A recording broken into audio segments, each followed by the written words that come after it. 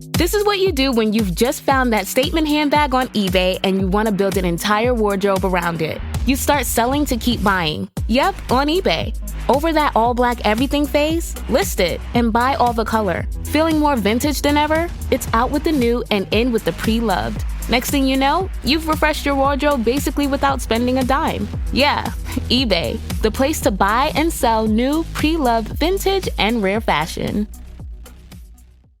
Behind every perfect stay at Hilton, there's a person doing that little bit extra. So Hilton does a little bit extra for that person. Named the #1 place to work in the world by Great Place to Work and Fortune magazine, Hilton has created a supportive, inclusive culture that values progression. So as your interests and skills change, there are thousands of locations to choose and roles that can grow with you. Hilton, every job makes the stay.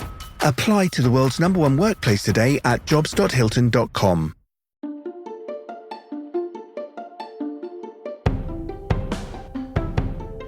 Welcome back to Invisible Hate. I'm Asad Butt. And I'm Saadia Khan.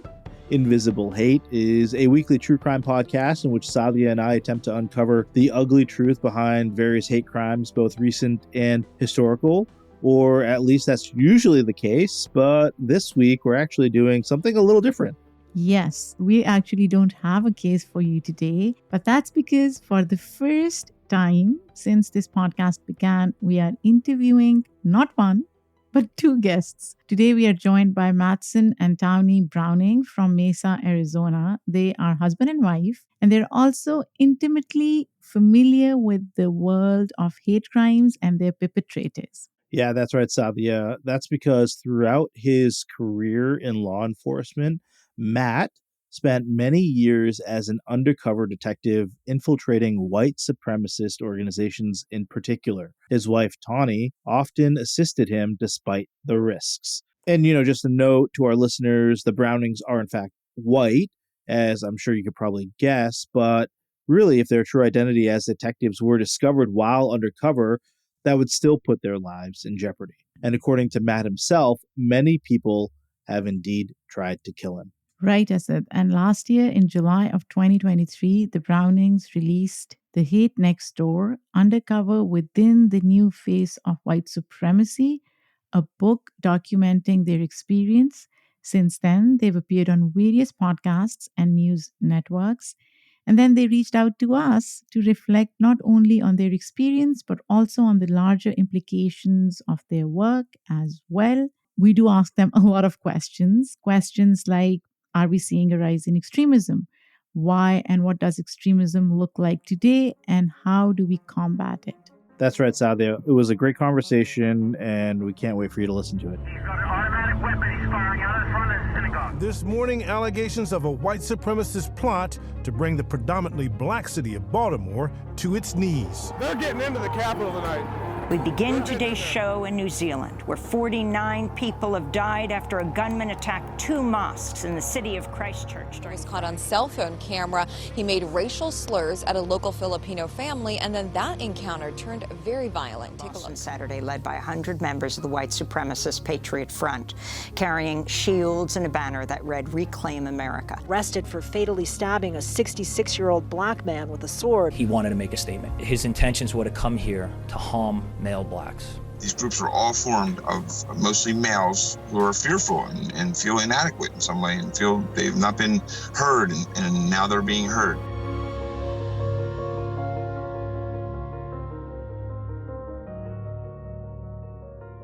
Hi, Matt and Tawni. It's so good to have you on Invisible Hate. And as Asad was mentioning before the start of the interview, this is our first ever interview on Invisible Hate. So welcome. Really excited to have both of you here. Oh, thanks for having us. Wow, we're excited to be your number one. That's nice. The number one. Exactly.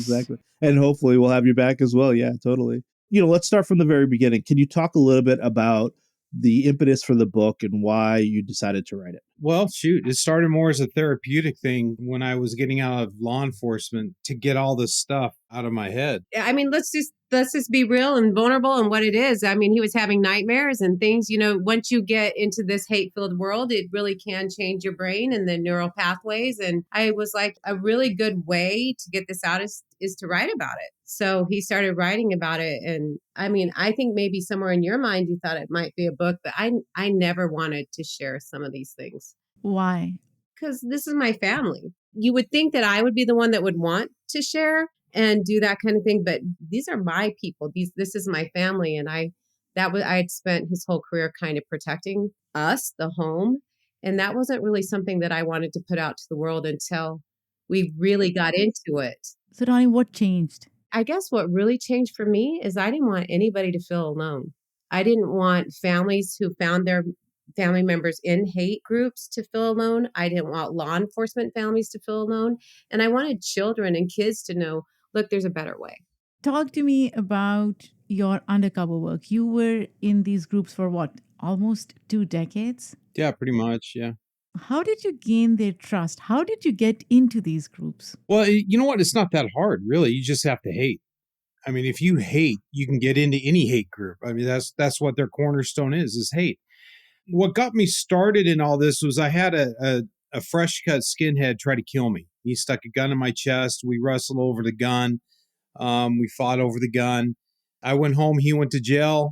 And 2 weeks later, he shot another cop in the back. So it was when something like that happens, I want to know why would you want to kill me? Of all people, why would you want to kill me? And so that started going and the doors opened up, met with National Alliance. From there on out, it's just you create a backstory that works for every group, and that's hate. I didn't have to do anything else but hate. Can you elaborate on your backstory a bit? When I met with the National Alliance, I went in with no backstory. And to be quite honest with you, I totally forgot about having to have a backstory. And so I sat down at the Denny's, and as we were talking, they asked me, well, why do you want to be a part of us? And it's like, oh, crap, why do I want to be part of the National Alliance? So I kind of flipped it around and made them talk more. Then I understood what was going on with their minds and where they're at. And because we're in Arizona, the border has always been an issue in Arizona, not just now, but it's always been an issue with illegal immigration. And they hated the Mexicans. And so my backstory then flipped to I ran a landscape company because at the time we were doing landscaping at our house. And so I could throw rakes and shovels in the back of my truck and all is good. And all the guys I had working for me were Mexican nationals. I went on vacation. They stole my equipment and went to Mexico. So now I hate Mexicans. Oh, wow. That's simple. Yeah, that's simple. The images that I get are from movies, right? And it's interesting to me that you met at a Denny's. I feel like we always see that scene of people at a coffee shop. At a diner. Or a diner, or that's where they're meeting for the first time.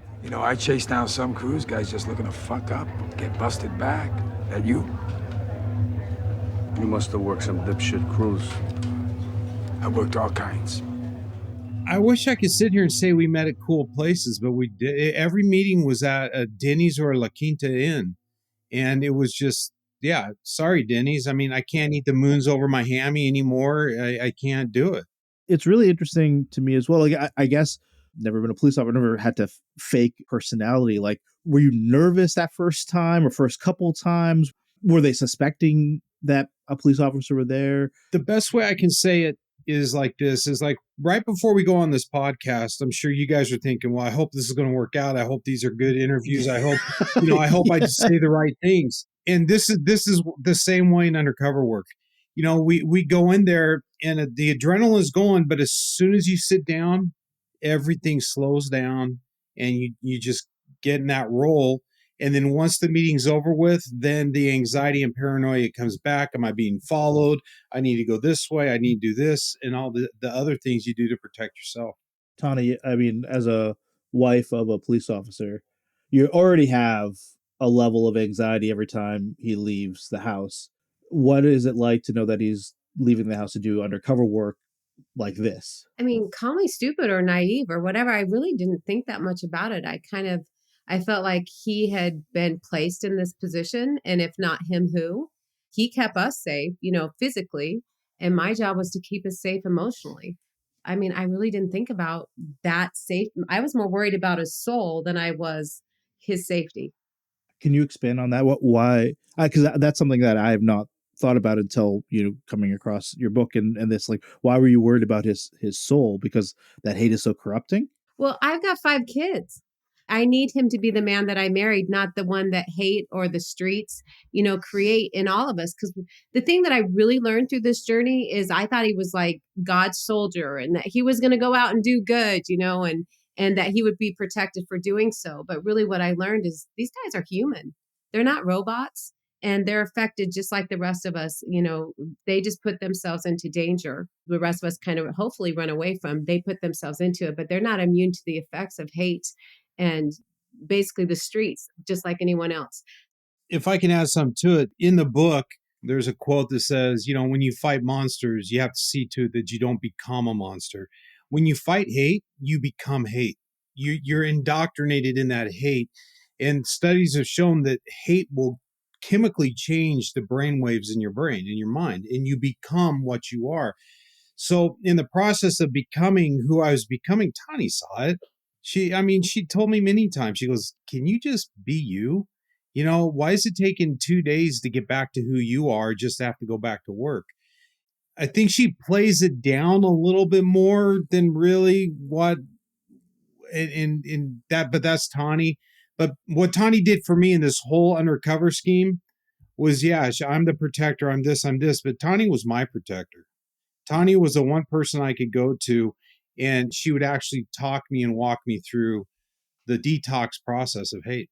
And let me add, now we're on to this, but I grew up in Phoenix. I grew up in a place called Glendale, which is highly Hispanic. And thank goodness, because I didn't know. I grew up since a child, just loving my friends. And I didn't like what I was seeing in this man. And it was very foreign to me. So it wasn't going to be tolerated or something that we needed to have in this home. So that's why I say I wanted to protect his soul, because I wanted beauty in my home, not hate.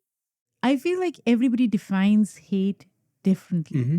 Although it is this one strong emotion and we all think that we know what hate is, what is hate to you? Hate is disliking a person because the color of their skin, their nationality, sexual orientation, religion, is hating somebody that is not me. Hate is an extreme dislike to where you want to hurt somebody because of who they are and because you don't see it as the caliber that you are. Hate is extremely hypocritical. How so? Oh, come on. I go to meetings. Here's a funny thing. I go to a big meeting at the park. We talk about it in the book. Cortez Park. It's the neighborhood I grew up in. Tawni's family went to that park growing up. I went there. We all fed the ducks. And I go to this park and I'm meeting with these guys. And what I do in my undercover work is I don't just go and key in on 1 or 2 people, but I'm taking care of everything. Scanning the park, scanning the people, reading tattoos, looking at the cars. And as I'm looking at the cars of these big, violent white supremacists who believe that if you're not American and if you're not right or white, then, you should be destroyed, driving Toyotas or Hondas. It hypocritical. It makes no sense. I mean, where's your American-made cars? Where's your Ford? Where's your Chevy? Where's your Dodge? But then when you find out, well, the Ford motor's made in Mexico or all this stuff, there's no safety for the haters because they live in a hypocritical world that they create. I like that point. Matt, we want to talk a little bit about the inner workings of these white supremacist groups once you were in. What was it like? As a police officer, as an undercover police officer, you cannot have a crime committed in your presence. You have to stop the crimes from occurring. I didn't know that. So my job was to make sure I could stop the crime, but get enough of it to where we could charge for it. Right. I did it different. I wasn't going and buying a 20 rock on the corner or buying a pound of weed or whatever else. I mean, I bought some steroids and things like that, but mine was to gather the intelligence that we could then use to where if another agency called and said, hey, we just had this crime committed and here's a tattoo. And I could say, yeah, that's Cracker. Cracker did that. Or that's Sammy or Josh or whoever. And so my undercover work was more based upon intelligence gathering and really, really getting to know who these people are. And when they commit a crime, where are they going to go? What did you find out about them? Anything that surprised you? Yeah, you know what? I was going to say they're a bunch of idiots, But the true fact of the matter is they are idiots, except for one or two are extremely intelligent people. They all live in one apartment because only one person works, and the guy that works pays the rent and buys the beer. And then they'll have a guy that runs the crew. Like, have you seen American History X? Yeah, not for a while, but yeah. The guy that drives the Mercedes and he tells Edward Norton what to do and what to say. That's spot on how it was here in Phoenix. And so I was surprised by the stupidity, but the intelligence that these people had. And Tawni dealt with not just knuckle dragging thugs. Tawni dealt with guys that were extremely smart. They taught me vocabulary. I mean, not that I'm the smartest egg in the, but I didn't expect that. I expected the knuckle dragging thugs, the type of stereotypical white nationalist mentality.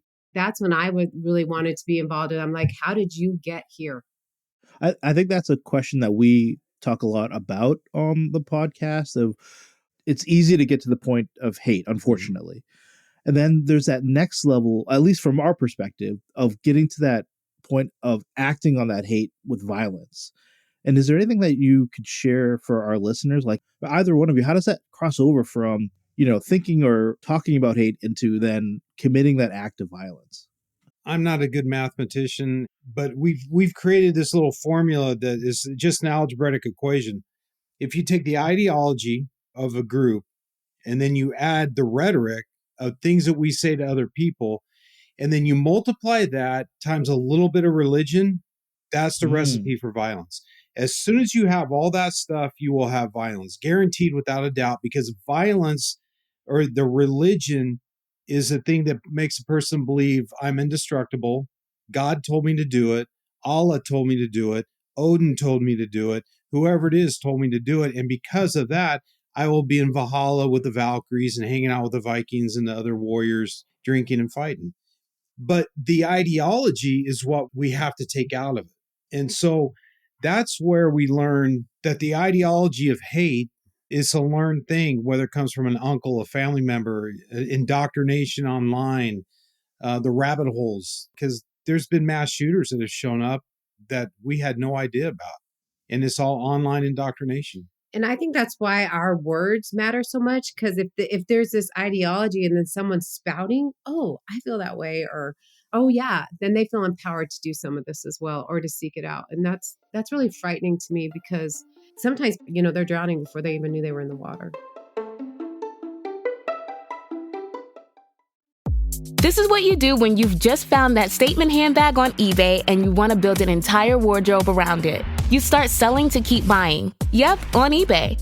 Over that all-black everything phase? List it and buy all the color. Feeling more vintage than ever? It's out with the new and in with the pre-loved. Next thing you know, you've refreshed your wardrobe basically without spending a dime. Yeah, eBay, the place to buy and sell new, pre-loved, vintage, and rare fashion. eBay Motors is here for the ride. With over 122 million parts, you can make sure your number one ride or die stays running smoothly. Brake kits, LED headlights, bumpers, whatever your baby needs, eBay Motors has it. And with eBay Guaranteed Fit, it's guaranteed to fit your ride the first time, every time. Plus, at these prices, you're burning rubber, not cash. Keep your ride or die alive at ebaymotors.com. Eligible items only, exclusions apply. After countless steps and more than a few miles, your dog drives you forward one last time to make that final climb. And as the rising sun peeks out from the horizon, you know, incredible happens here, because it starts here. With the fuel that makes it all possible, Pro Plan Sport. Discover advanced nutrition made to fuel strength and stamina in active dogs like yours at ProPlansport.com.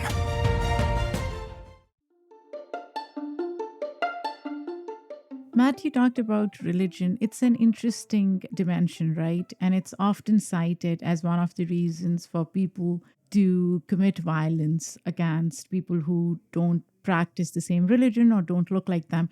And I wonder if in your presence there, you noticed if these people were really religious, or were they weaponizing religion to further their ideology? Because there is a difference, right? Oh, there's a big difference. That's a great question. The one that makes me have to pause for a second and think back, because you have Catholicism, you have Christian identity, you have Odinism. Pretty much every religion can be part of a group or a crew, except for Judaism. Now, if you go with the Sharpies, the skinheads against racial prejudice, then you can have Jews that are part of those groups. But I think true Christianity cannot have hate. You cannot promote and practice hate, because if you believe in Christ, then you believe in love. And then love is the opposite of hate. So that's when Odinism comes in. That's another religion that has been hypocritically taken and twisted, paganism twisted into what they've wanted, because they look at paganism as just a bunch of crazy Vikings out there destroying and just killing people. And that's not. Vikings were farmers. Yeah, they would go and they do their thing, but they started out as working farmers. So I think that religion is twisted and turned, and we can see through history that religion has been the cause of how many wars and how many battles and how many fights, just because I don't believe in what you believe, just Right. because I think my God is more powerful than your God, just because I'm a Christian and you're Jewish means that you killed Jesus, so I'm going to kill you. And that's how a lot of it is. And then when you throw in your Christian identity, that's when it gets all jacked up. You know, I thought some of the guys that I was talking to, they 100% believed. So in the religion that they were spouting, which was very, like Matt said, because some of it was Christian identity, a lot of it. And it's like, well, Christ was about love. I don't get it. Can you help me understand? And they really never could. And just going back to the book, the title is The Hate Next Door. And I'd love to hear your thoughts on why you decided to name it that. And I mean, I think I know why, but I would love to hear your thoughts on that. Yeah. Well, like I said, I grew up in a very diverse community. Again, I had no idea that that was a blessing, but it truly was. And I just didn't understand or know that people hated like that or could comprehend that in my little space. And I don't think that Matt, like I said earlier, Matt would never have put himself in those hate-filled positions if he didn't have a job to do. So it was kind of far away from our kind of thinking, our Disney-esque worlds that we tried to create or lived in. The hate next door is when Matt started working this, I was like, what? How did I never see this? And then once we started, our eyes were open to some of these things, it was all around us. Yeah. And just building on that, how did you realize that it was all around you? Like, how could I walk out this door and know who is out to potentially harm me? It's like what I said earlier. If you're going to hang out with monsters, don't become a monster. But you're going to see who the monsters are. Or maybe just don't hang out with monsters. Just don't hang out. But I mean, I could go to the grocery store and there'd be a guy in front of me with tattoos. And I'm reading tattoos, and yeah, he might have Nazi tattooed on his forearm in runic writing, or he might have a 14 or a letter or something that signifies him as a hater, or a member of a different crew or group. I could go to my kid's football game and the guy holding the chains could have a screwdriver t-shirt on. Well, if you're going to wear a screwdriver t-shirt, then you're going to be involved in the hate music and hate scene. So it turned into going to church, man. I was reading license plates and bumper stickers and patches on people's clothes. And next thing you know, it's literally, do you really know your neighbor? Do we really know who we live next door to? This is why Saadia doesn't leave the house, by the way. Well, and my mom, like my family members, I come from a family of 6 kids, and at our dinner table one day there was someone that had a 1488 on tattoo, and it was just, okay, what are we doing? Wow, that's fast. I mean, I wouldn't even know what that was before, reading about your book. Yeah. I wouldn't either, but here's the thing. Now, we've talked about how there are some physical manifestations of hate. You can see whether tattoos or other symbols, right? But as one of you mentioned previously, there is prejudice and there is bias, which then somehow culminates into hate, which is quite ubiquitous in American society, right? So surgeons, doctors, you name it, any profession, there may be white supremacists. There may be people who may hate other people for the way they look. And hence, a lot of things that happen are happening in our society are as a result of that. How do you parse that out from people who visibly look like monsters or, haters? How do you live life? because hate is so. It's like this. I don't like little dogs. I think they're annoying, and I think they're yeah. I'm a big dog person. I like big dogs, but I don't go around hating the small dogs. I'll still play with them. I just prefer not to have one. I don't like lowered cars. I like big trucks, but I don't go around shooting at cars that are lowered just because I don't like them. And that's the same with people. We all have things that we like and things we don't like. I cannot stand rap music. I like old school punk, probably because of all my time undercover. But I don't go around dissing on people because they listen to rap music. So we all have our prejudices and we all have the things that we're against.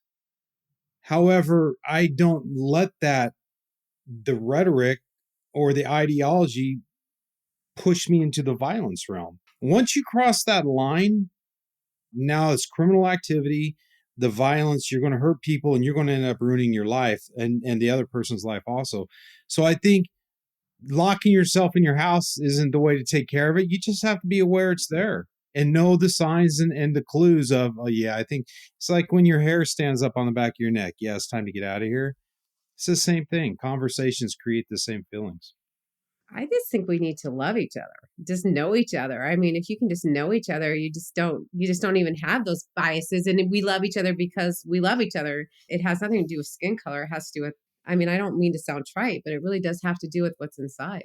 I don't disagree with that at all, and I think education and community, make a big difference. And Saadia and I are both American Muslim, or Muslim, I guess. Saadia is Pakistani American Muslim, but I've been saying for the last 20 years, especially after 9/11, is if you just got to know a Muslim, just one Muslim, your opinions would change of them, right? I think the problem is that too many Americans or people in the West don't know a Muslim personally. But as soon as you get to know that one person of that other group that you might have some stereotypes or prejudice about, your opinions will change and likely for the better. Is that how you both feel? Well, Matt, I mean, I'm going to, during 9/11, when all of that went down, Matt was on the streets working all of that. So he saw. I was at the FBI. I mean, I was playing basketball. 9/11 happened. We all got called to the FBI office. And I mean, I was out doing surveillance. I was watching American flags being burned. I was doing all this stuff. But you can't label one nationality or one religious group of individuals because a bunch of idiots fly a plane into a building. You can't do that. I mean, if we're going to label people like that every religion that's ever been on this earth can be labeled by idiots. We're dealing with polygamists. Polygamous groups. We have polygamous groups, and we have Tawni is a producer of a TV show called Secrets of Polygamy. And as we go through dealing with that, I love the people within the organizations. They are great people. I cannot label them because their idiot leader is molesting little kids. You just can't. But that creates hate. That creates, I mean, as the Muslim community, you guys already have a target on the back of your head. And we saw it's unfortunate. That. I couldn't believe it. I mean, I was like, wow, because we went from working all that hate, or Matt was, into this whole another segment of hate. And it was like, it's human. There's something really wrong. We're wired weird in some ways, and we just don't need it. We just don't need to have that. Do you think it's easier to hate people who don't look like you versus people who are similar physically or visibly? Yes. Yeah, because we're attracted to those who we're attracted to, who we look like. We're attracted to the people who we're not scared of, that look the same as me, rather than, oh, crud, I don't know anything about your race or your religion or your ethnicity. I'm out. And so that's why this whole separatist societies and these different groups, old school neighborhoods, you got your Irish neighborhood, you got your Catholic neighborhood, you got your black neighborhood, your Jewish neighborhoods. And that's why they formed, because, they wanted to stick together. But I think if you just stick us all together, like I was in grade school, where we're singing songs, Jewish songs like "Come Light the Menorah." I mean, it was just fun. We're learning how to do the hora, and and of course, I told you about the Hispanic community. I didn't realize how much those teachers and coaches and parents and community had such a huge part on us, our anti-hate movement, that they were just being good people. Because you knew them as people, right? You knew them personally rather than hearing about them from politicians or media. Exactly. And I remember I remember there was a kid that was Jehovah Witness, and the only prejudice I had against him is I wanted to sneak him when there was a birthday. I wanted to sneak him, some of what we were celebrating. I only felt bad for him. I didn't think he was someone to hate. I just think that when you know someone, it's just a whole different dynamic. After 9/11, there in Mesa, there was a guy drinking at the bar. He was watching everything on the TV, and he got upset, went and got a gun, and he drove by a gas station in Mesa that was owned by Sikhs. And he automatically thought, oh, they're Middle Eastern, they're Muslim, and he shot and killed the guy. We covered that story. You know what? The Sikh community is amazing. They are great people. And you just can't lump them into the same thing as all this other stuff. And I think that's what we need to get out of. It's like Tawni said, why can't we go back to being third and fourth graders and loving everybody? But you have to create that environment in third and fourth grade, or Matt's been real big on teaching at high schools and things, because we have to keep those community feelings as youngsters. It's harder the older we get. Yeah, no doubt. This episode is brought to you by Pillsbury Toaster Strudel. Make every morning a memory with Toaster Strudel, a fun, convenient, and sweet part of breakfast. Made with sweet filling, creamy icing, and flaky crust, and prepared in minutes in the toaster, oven, or an air fryer. They're the perfect answer to your on-the-go breakfast needs. Mornings are better together with Toaster Strudel. Pick up Toaster Strudel on your next shopping trip.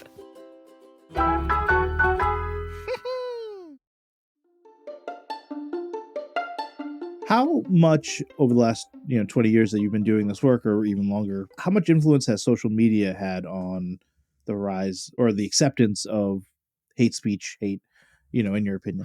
When I started, when I started my undercover work, I had to go to a back alley and buy a disc that was like Netgear. And I had to put that in my computer just to get the internet. Yeah, sure. And then I had to get all kinds of approvals from the city just to do that. Now, I mean, you can do anything you want online now. I think social media is one of the greatest tools, but it's also one of the worst things that we can do. We can get the message out of acceptance, of love, and of caring and kindness. But at the same time, there's just as many, if not more, people saying, let's blow them up, let's kill them all type thing. Yeah. We just wrote an op-ed in December, and I was shocked because what was coming in on Facebook and Instagram is what I only used to see or only knew was really available in the white only spaces of the internet. Wow, that's fascinating. So, and I would see some of the same memes and caricatures that I was seeing only on the white only, disgusting on the white only websites. And there it was, mainstream Facebook, Instagram. Do you think that that's, causing more indoctrination or what? Look at Dylan Roof. Who was Dylan Roof before he shot up the church in Charleston? Nobody knew who Dylan Roof was. He's online. The guy who shot up the synagogue in San Diego, all online. The guy in Pittsburgh, all online. All these guys are getting it online through social media. I was doing some research at first because Matt was working. It was really him that was kind of doing this. And he had good backup and things like that. But really it was Matt who was working white supremacy in the Valley, one of the main guys. And I'm like, you can't do this alone. So while he was at work, sometimes I did research. And the exact pictures that I was doing for his PowerPoints and things like that are the ones that I'm seeing now. So it was shocking to me, but I only had to go one place to get it. It's all of our children. Everyone can get it, and really, really fast now. And I want to go back to your book, and the title also says New Face of White Supremacy, right? Mm-hmm. What is new about the current brand or form of white supremacy versus 20 years ago? Well, it's not boots and braces anymore. It's khakis and camos. Back in the day, you could tell a skin by the boots he wore, the Doc Marten boots with the red laces. And the braces, they're suspenders, but you call them braces. And then that's how you knew the dude was a skin. But now it's gone on the college campuses. And so you got the khakis and camos. If you look back to Charlottesville, nobody was laced and braced. Everybody was wearing khakis, and the camos, because it's going more underground. It's going more at the border. It's going more in a militaristic manner. And that's the new face. Now, It's going to morph again. And I predict that it'll go back to the laces and braces, and then it will morph again, and then it will morph again. But what stays constant and stays the same, besides, what kind of boots they wear, is the ideology of hate. Never changes. Do you think it's becoming more mainstream versus 30 years ago? Oh, hands down, yeah. And that's why Matt was screaming, back in the 90s, late 90s, pay attention, pay attention, pay attention. Because, there's always going to be that fringe element, but it needs to stay fringe. When it's seeping in like it is, this is not okay. It changes our hearts and minds. Hate does. And we've come too far to allow that.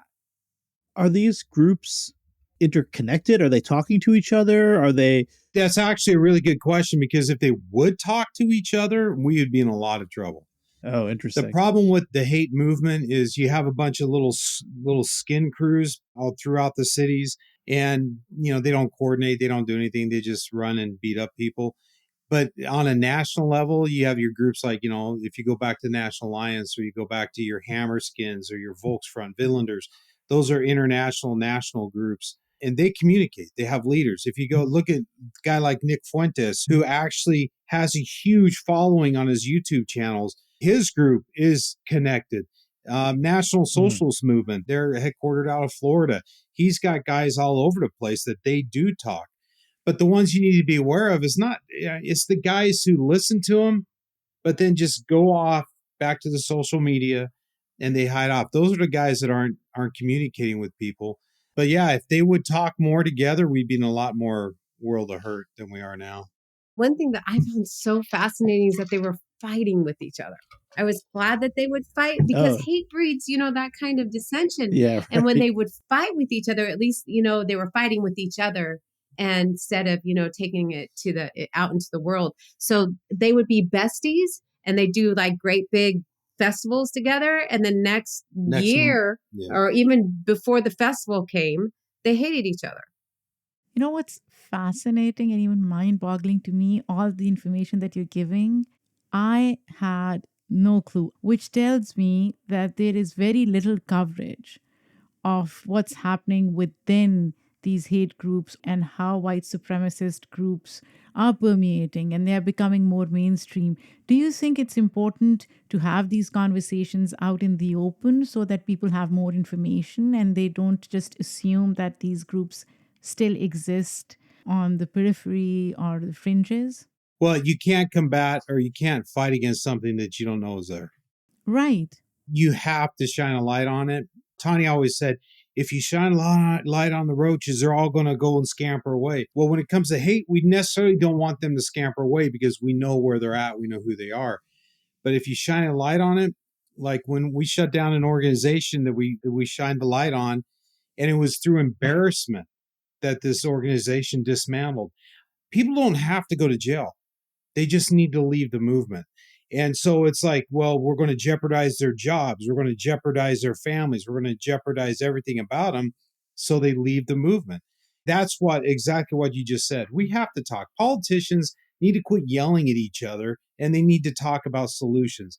We need to get into the schools and talk about how do we protect our children. This is our children we're talking about. We're not talking, you guys in college, that's a different level. But if we get to the high school kids, the junior high kids who then can go to college with this understanding of what they need to do, we can change the world. Get into the colleges now, and we have to teach tolerance. We have to teach understanding. We have to teach that I can express my views. You don't have to punch me in the face. And that's the problem we're having now, is just people would rather argue. Rhetoric mixed with the ideology leads to the violence. And if you have anything in that equation, it's going to equal the violence.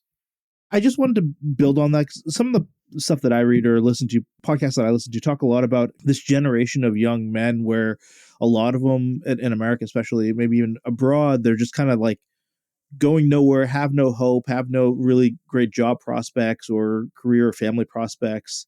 And I wonder if, back to your point of kind of teaching tolerance and whatnot in high school, I wonder if there is stuff that we need to do kind of as a society to kind of uplift, this generation of I'm thinking young white men, just based on what you're talking about in the book, to give them some sort of hope and not be easily steered into this world of hate. I mean, I think we can talk to this because we have 5 children and 4 of them are boys. And so all of my boys have been into sports except for my oldest one. And so what is he interested in? And he was interested in cars. So Matt made sure, and it was effort because they weren't doing it just at school, but it was like, how do we get him a car? How do we help him work on this stuff? What do we do? You've got to give them someplace that they belong and something that they're good at. So they're not seeking the hate. They have successes in their life. And so our other kids, we've got 2 boys playing right now college ball and a daughter that dances, but it really was about keeping them involved. And it wasn't just us. We had to have outside community members help us raise these boys. I love that. You have to. We talk about it in the book, and after we go through all the stories and all this other stuff, we go into the mental health, we go into solutions and different things. And one of the solutions is, if you have a son, daughter, family member that's involved in this stuff, first of all, you don't sit them down and yell at them and tell them they need to knock it off. That's the problem. That's why they're there to start with. You have to understand what they need and what they want. One of our boys was state champion football player last year. What happened was they were horrible their freshman year. They were like 9-1, 1-9. Horrible. Come their senior year, the coach sat him down and said, nobody leaves this room. And he sat down the white guys, the black guys, the Hispanic, the Jewish, the Catholic, a guy from Ukraine, all these different nationalities and religions, sat him down in a room and said, nobody's leaving here till you understand each other. They took what they learned on the football field and they won a state championship because they knew each other. And they were brothers. And they fought for each other. They bled for each other because of that one meeting the coach made him sit down and understand. And I don't know why we can't do that. If they can do that on a high school level football team, that's why I say, okay, let's save the world one football team at a time. But it could be one choir, one podcast, there's something that we can uniquely all do to make sure that give that kid that lacrosse stick instead of finding indoctrination online. Listen, I've had my butt kicked. I've been to the shows. I've been in the mosh pits, death threats, all kinds of things that we've been through. And what it comes back to is this. We've been there. Listen, I can tell you exactly what's going to happen if you go down the road of hate. We put 19 people in prison for murder and attempted murder in Arizona alone because of hate. And it's a road to destruction. It's like hot and cold. If it's too hot, you got to put a little cold into it. If it's too hateful, just throw a little love in it. Throw a little kindness in it. It'll fix it. And that's what we need to do. But it starts at the top. It starts with our politicians. It starts with our community leaders. It starts with our families. And then the kids are going to see this. They're going to say, oh, okay, I don't have to listen to this person because, for whatever reason. Matt and Tawni, where can people find this book? Wherever books are sold, Barnes & Noble, Amazon, that kind of thing. And you can certainly find it on our website as well, which is mattandtawni.com, MattandTawni.com. Guys, this was so good. I had a lot more questions. We'll have you back for sure in the future. We'll definitely have you back. And it's a tough job to create empathy for shared humanity. It doesn't happen. It's not happening right now. And we're all seeing it and we're all being impacted by it. But you're trying, and that's a huge thing. So thank you for doing that. Thank you. Well, I have to say this, if not us, who? And if not you, who? Yeah. We can all make a difference, really. And we know if you look inside that there's something that you can do. And if you're moved to do that, we need to do it. Yeah. Absolutely. And love to talk to you guys about breaking down the crimes of hate. I mean, let's do it. Yeah. Yeah, we'll definitely have you back. And if you hear stories that you think we should cover, please let us know. And this has been a really interesting conversation. And thank you for everything that you've done. For sure. Thank you. Thanks so much for listening to Invisible Hate. If you want to learn more, check out links in the show notes about the book. Please email us your thoughts on this interview or any other story that we've covered previously. You can reach us at info@invisiblehatepodcast.com. You can also tweet us or hit us up on Instagram. Just search for Invisible Hate Podcast. That's right. We'd like to thank Tawni and Matson for joining us today. We'd also like to thank you for listening. If you like what you hear, please share with a friend. Invisible Hate is a joint production of Rafaelion Media and Immigrantly. We'd like to thank our team, which includes Michaela Strather, Emmanuel Monahan, Lindsay Gamble, and Paroma Chakravarthi. Our music was done by Simon Hutchinson, and we'll be back next week with another hate crime for us to analyze. Until then, I'm Asad Butt. And I'm Saadia Khan.